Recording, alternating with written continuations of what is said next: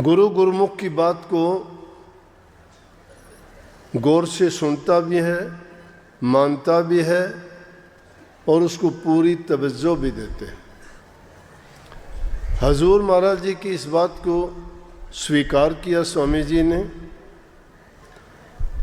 और 1861 में बसंत पंचमी के दिन आम लोगों के लिए सत्संग जारी करना शुरू कर दिया। तो इसलिए इस महान दिन के उपलक्ष्य में हजूर महाराज परम संत ताराचंद जी ने यहाँ अंटा गांव के आश्रम को ही चुना कि बसंत पंचमी का सत्संग का आयोजन इसी जगह पे होगा, क्योंकि उन्होंने जो भी आश्रम बनाए, दिनोद का आश्रम होने के बाद दूसरा आश्रम अंटा का ही बना था। अंटा पर भी दिनोद जितनी ही मौज थी उनकी। यहाँ कई दिन महीनों तक रह के मौन व्रत रखते थे, सत्संग करते थे। मौन के दौरान भी सत्संग करते थे। पढ़े लिखे न होने के कारण भी स्लेट पर, कॉपी पर टूटी फूटी जो भाषा लिखते थे उसमें लिख के सत्संग के गूढ़ रहस्यों को बताया करते थे।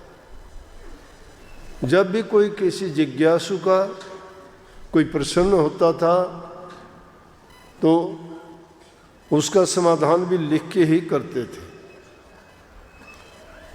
बल्कि विशेष रूप से अपने रामकिशन जी जो यहाँ का सारा संभालते हैं, ये उनको अच्छी तरह से समझ लेता था। और टूटी फूटी भाषा ये अंदाज़ा लगा लेता था कि महाराज जी क्या कहना चाहते हैं।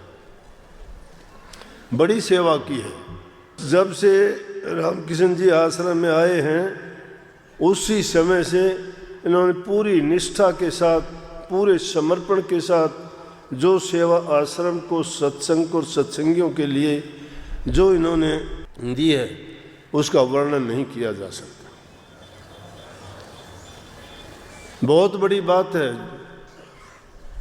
सत्संगी आते हैं, मिलते हैं, बिछड़ जाते हैं। कोई बाधा आती है, कोई परेशानी आ जाती है, कोई परिस्थितियों के बस सत्संग से, नाम से, गुरु से दूर हो जाते हैं। लेकिन जो आते सत्संग के लिए हैं उनके लिए चाहे कितनी भी समस्याएं, कठिनाइयां, परेशानियां क्यों ना आए, लेकिन गुरुमुख के सामने वो ठहरती नहीं है। गुरुमुख उनकी ओर ध्यान नहीं देता है। उनके सामने निशाना एक ही होता है, अपने जीव का कल्याण, और कल्याण में गुरु की सेवा, और गुरु की सेवा में तत्परता। इतनी भी चूक ना होने पाए